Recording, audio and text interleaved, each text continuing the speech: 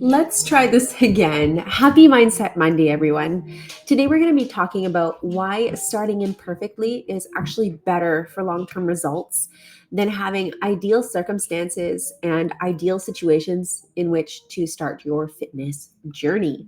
I've been reflecting a lot lately on how a lot of your stories began, how you came to me, and how I've gone through a lot of this stuff myself. And I want to take you on that journey that will flip your perspective on how progress actually begins. We're going to dive into the concept of starting imperfectly and why the messy, unpolished beginning is often the key to long term wellness and success. We're going to break it down into 5 sections, each with a powerful takeaway, aka our golden nuggets, backed by research and client tested truth. We ready? If you hear a little bit of thunking, my neighbors are home. So this is being imperfectly productive, if you will. Part one that we're going to discuss is the myth of the perfect start and why it typically holds us back. We often tell ourselves, I'll start Monday, or I need to wait until I have more time, or I'll begin after vacation.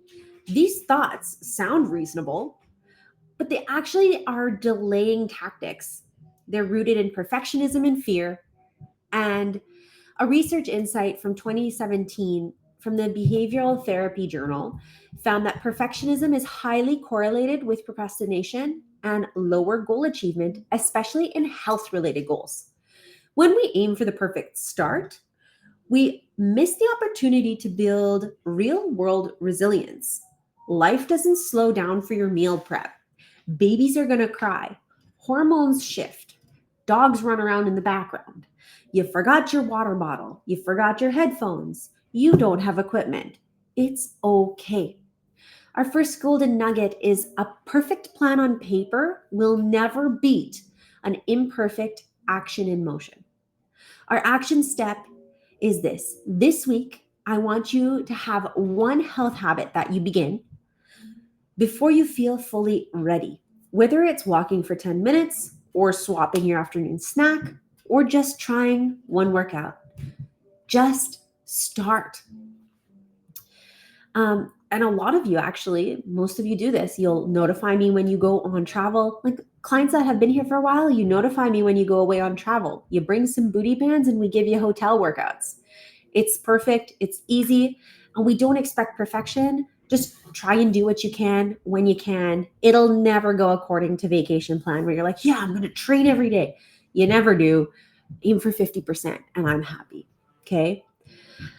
Now, that being said, motivation doesn't come before action. Ooh, motivation doesn't come before action. It comes from it.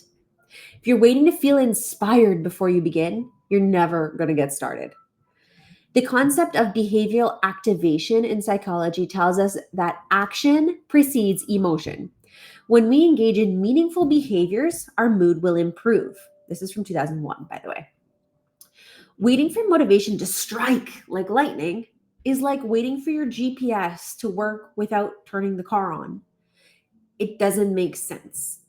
So, our golden nugget here is that action leads to momentum, and momentum leads to motivation.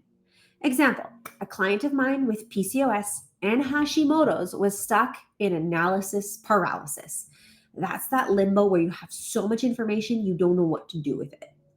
We started with just 5 minutes of movement a day for her, and we focused on protein rich breakfasts. Two simple things. And guess what? She lost 5 pounds in the first month. Not because she went all in, but because she simply started. Your action step here is to pick your smallest, most doable habit. Commit to it for 7 days, even if that's only 3 squats while brushing your teeth. The goal is progress, not perfection. Now, what we want to do is we want to start creating the on every single call. I actually think I mentioned this is that we want to like train the brain to trust ourselves again. And I like to call this the confidence loop. Basically, we're taking imperfect action and building self efficacy and self confidence. Okay. Confidence is not something that we're born with. It's something we build through experiences, especially the messy ones and the painful ones. Okay. A review in Health Psychology Review in 2010 found that, oh my gosh, I can't read my own notes today, found that self efficacy, which is your belief in your ability to succeed, strongly predicts whether you'll stick to your health behaviors like working out or eating well in the long term. And here's the kicker: self efficacy, the belief that you can do it and you will succeed, grows through the doing, not the thinking. So, golden nugget number 3: confidence doesn't come from being perfect. It comes from proving to yourself that you can show up even when it's hard. An extra brain nugget is that every single time you make a healthy choice, whether it's inconvenient, what you're doing, sorry, not whether it's convenient, when you make a choice and it's an inconvenient one, you're strengthening your prefrontal cortex, which is the part of your brain responsible for long term decision making. You're literally rewiring your brain to believe in following through. So, here's how we tie that into real life. When I had postpartum anxiety, I didn't have 60-minute workouts or fully prepped meals. I had sometimes 12-minute walks. I had crackers and hard boiled eggs. And from that came strength and the ability to build more and build into that over time. The power of iteration. Let's talk about this as well. Today's got a ton of golden nuggets, and I'm trying to condense it all so it's under a 10-minute video so that you can get the best bang for your buck here. Starting imperfectly allows something powerful: iteration. In coaching, we call this the feedback loop.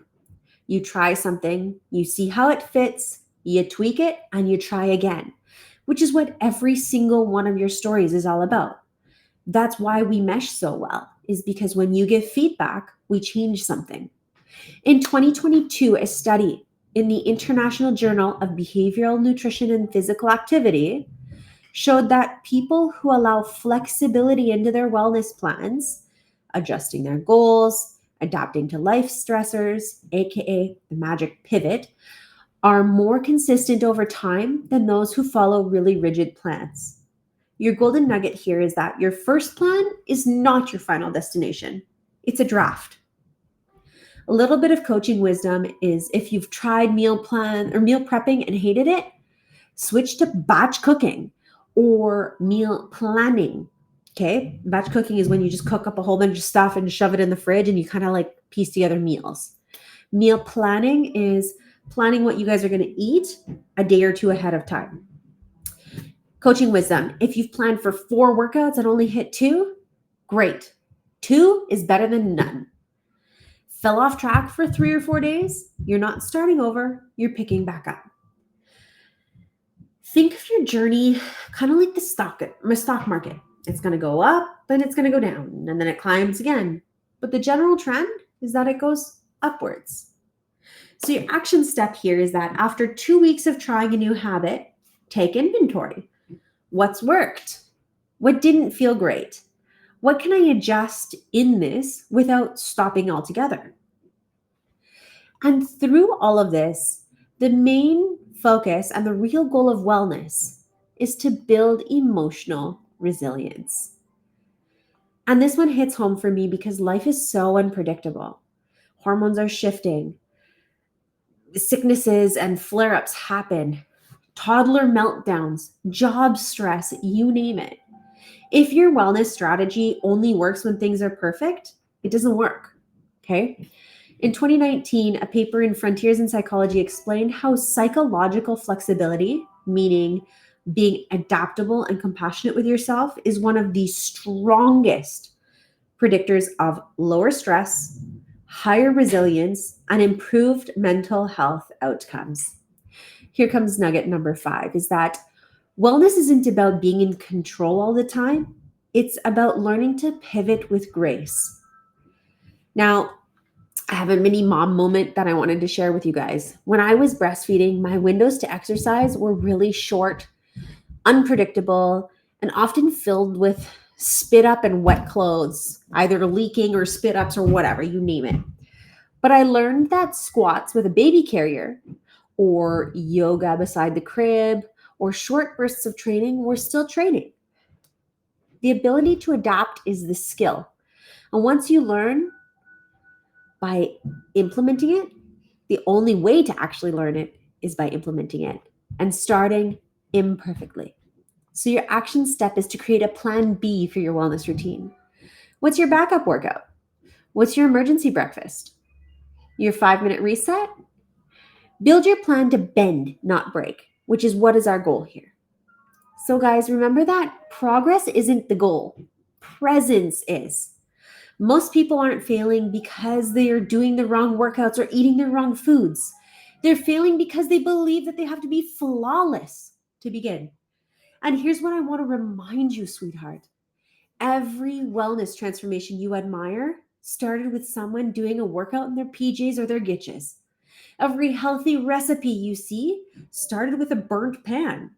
Every strong mindset started with tears, resistance, and a shaky beginning. Your final golden nugget is that you don't need a perfect start. You just need a willing heart. Have a beautiful rest of your week. Happy end of July, sweethearts. I'm so grateful to be in your corners.